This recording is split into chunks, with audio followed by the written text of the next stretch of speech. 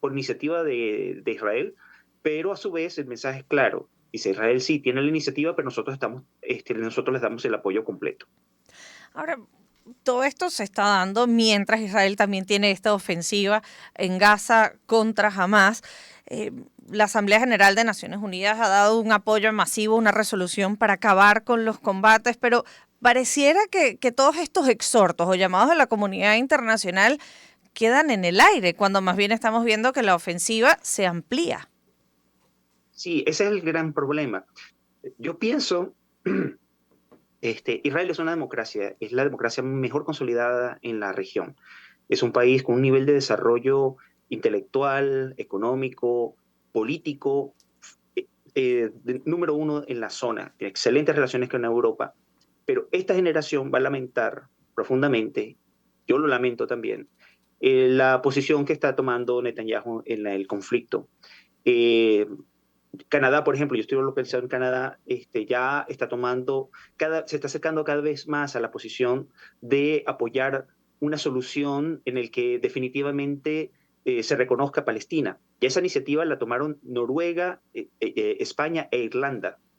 Y pareciera que Canadá, Australia y Nueva Zelanda se están moviendo hacia esa dirección. Quiere decir que Israel pierde aliados fundamentales. Alemania está ya criticando abiertamente y está reconociendo lo que dice la Corte Penal Internacional, que en efecto lo que está ocurriendo en la zona es un genocidio.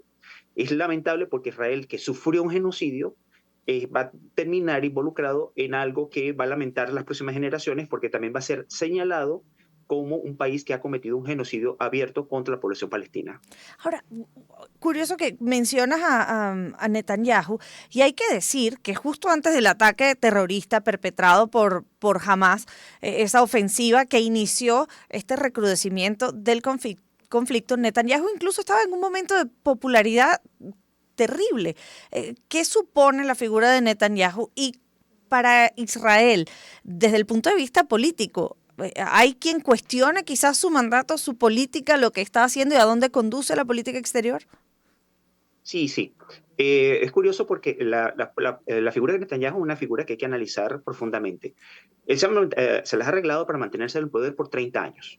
Recordemos que él ganó la elección del año 1996 y que sepultó los acuerdos de Camp Davis. Nosotros en el año 94 vimos en las noticias felices cómo Arafat, Sharon Ariel Sharon, no, perdón, Yitzhak Rabin y Shimon Peres firmaron el acuerdo de Camp Davis, luego ganaron el Premio Nobel de la Paz. Todo el mundo pensaba que ese acuerdo estaba más que cocinado, la solución de los dos estados estaba lista y llega Netanyahu al poder e interpreta su gobierno como un mandato de echar para atrás todo el proceso de negociación. Y borró de un plumazo ese proceso. Y desde entonces pues ha tenido altibajos, pero siempre se les ha arreglado. Es un hombre que sabe manejar el poder y que no tiene escrúpulos para manejar la mano izquierda a la hora de asumir el poder. Y en este momento, de hecho, estaba siendo juzgado en un tribunal por corrupción, ha logrado sobrevivir a diferentes intentos de ser juzgado, pero es un político muy hábil. El problema es que es un político sin escrúpulos.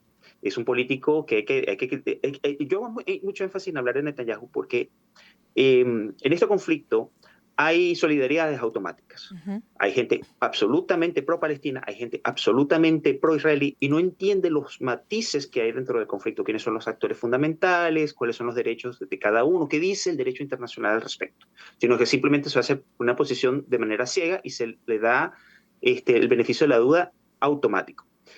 Prefiero hablar directamente de actores porque cada actor tiene que asumir su propia responsabilidad. Hablar de Israel y condenar a Israel como un todo me parece un error. Hablar de la comunidad judía y condenarla como un todo me parece incluso peor. Hablar Ujú. de los palestinos y condenados como un todo también me parece el mismo error, me parece igual de grave. Hablar de Hamas como responsable, sí. Hablar de Netanyahu como responsable, indudablemente.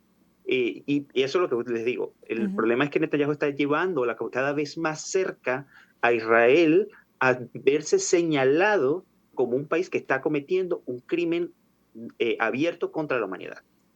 otra de las cosas que quizás abona a esa reputación que está construyendo Netanyahu para Israel tiene que ver con el bloqueo de la ayuda humanitaria y cosas además que pueden ser simbólicas, pero generan muchísimos titulares. Lo que ocurrió recientemente con la activista Greta Thunberg, con una pequeña misión para tratar de llevar algo de asistencia a la Franja de Gaza. ¿Qué lectura se puede dar de estas decisiones que terminan teniendo un impacto reputacional?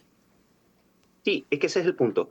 Por ejemplo, recientemente, esta semana, los gobiernos de Canadá, Nueva Zelanda y Noruega, estamos hablando de países que tienen una enorme reputación en protección de derechos humanos, se unieron para sancionar a dos políticos ultras israelíes, son dos miembros del Parlamento. A su vez, han dicho abiertamente, el nuevo primer ministro de Canadá, Mark Carney, ha dicho abiertamente que respetará la decisión de la Corte Penal Internacional en caso de que Netanyahu y su ministro de Defensa viajen a estos países. Se trata de una situación muy complicada porque este tema de la ayuda humanitaria es la clave. La situación de cómo viven los refugiados en la zona o los desplazados en esa zona es el punto donde se puede demostrar si en efecto se está cometiendo un genocidio. Cuando nosotros hacemos estudios sobre el holocausto judío, el holocausto durante la Segunda Guerra Mundial, vemos las partes de cada parte y analizamos cuál es el discurso de los negacionistas.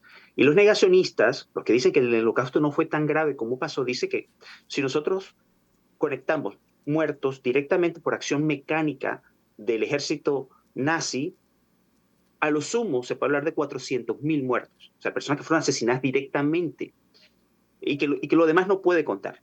¿Cuál es el problema en ese argumento?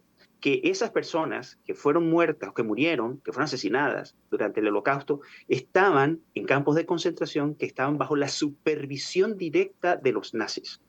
Por consiguiente, así sea una muerte por gripe, es su responsabilidad. Entonces, muchos de esos campos vivió epidemias graves de cólera, de fiebre tifoidea, y murieron muchísimas personas a raíz de las condiciones de hacinamiento. Y por eso es que cada muerte se indilga directamente a la responsabilidad de los nazis en el conflicto. Eso es lo que está ocurriendo en Gaza. Estamos hablando de 2 millones de personas que no tienen acceso a agua, a servicios médicos, el hecho que incluso se están bombardeando objetivos no militares como escuelas, aunque la Ujú. excusa sea que se la están utilizando como refugios de armamento. Los daños colaterales son demasiado Sí. grandes como para decir simplemente es la guerra, así funciona la guerra, porque estamos hablando de que estamos hablando de 2 millones de civiles que están en absoluto peligro de desaparecer. Olaguer, nos quedan 5 minutos para despedir esta conversación, pero hacías referencia a los acuerdos de Camp David en el año 1994 y cómo prácticamente el mundo pensaba que esa solución de los dos estados estaba encaminada. ¿Cómo se ve a la luz de los acontecimientos de hoy? Bueno, es una gran decepción. Camp Davis cumplió 31 años, los acuerdos de los 32 años. Todo el mundo pensaba que la comunidad internacional se encaminaba a un proceso de paz y ahora no solamente retrocedió ese conflicto, es que ha retrocedido la política internacional completa. La base fundamental del derecho internacional y de la diplomacia nace en 1643, cuando los países en la paz de Westfalia se ponen de acuerdo y dicen, nosotros ya no podemos utilizar la conquista como una forma de engrandecer nuestro territorio, nosotros tenemos que empezar a reconocernos mutuamente.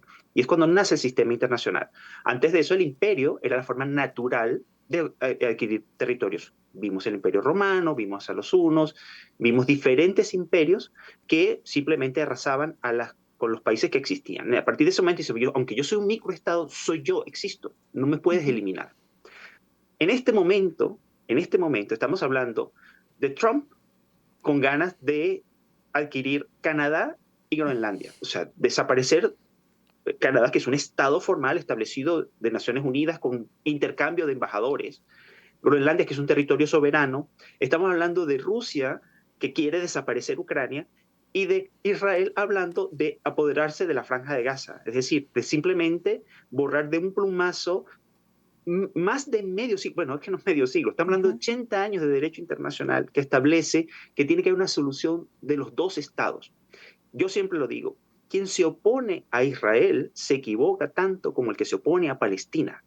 porque lo que dice el derecho internacional tiene que haber dos estados, un estado judío, Israel, y un estado árabe, hoy día llamado Palestina. Que los palestinos no hubieran existido en su momento, eso es completamente irrelevante porque en ese momento se hablaba de árabes indígenas, pero hoy día claramente han adquirido una conciencia nacional, tienen un gentilicio de palestinos y por eso esa solución, la solución de los dos estados, es definitivamente la solución que tiene que hacerse para resolver este conflicto. Que además luce no solo inviable en este contexto que has descrito, sino que además también hay que recordar a lo que ya hacías mención en tu primera intervención, y es que estamos hablando de que el conflicto ahora involucra a países que tienen arsenal nuclear y en un contexto mundial en el que también está el arsenal nuclear de Rusia, allí como en espera ante el conflicto y la invasión a Ucrania. Así es, así es. Estamos, bueno, en un escenario internacional que yo quisiera fuera mejor, pero no puedo evitar ser pesimista. ¿Sirve para algo la comunidad internacional? Hay que, aunque sirva poco, hay que estar siempre con la ONU y con la comunidad internacional. El derecho internacional es la respuesta. Aunque la ONU no exista, hay que inventarla. Bueno, pues Olaguer, tengo que agradecerte no solo los minutos y el tiempo que has dedicado a conversar con nosotros y con nuestra audiencia, sino también la claridad y tratar de analizar este conflicto que toca fibras tan sensibles desde una perspectiva quizás un poco, sí, imparcial, buscando los puntos en común y esclareciendo lo que quizás estas posiciones que pueden invitar a solidaridades automáticas, como bien has explicado en tu intervención. Olaguer Chacón es periodista, se ha especializado en el tema de Israel y Palestina y a mi criterio es una de las personas más pedagógicas para explicar lo que ocurre en esa zona del mundo. Muchísimas gracias, Olaguer, y ojalá podamos conversar nuevamente con mejores noticias que las que tenemos hoy en día. Un enorme placer para mí. 7:53 de la mañana. Nosotros hacemos una pausa y ya regresamos con más de este espacio Shirley Radio.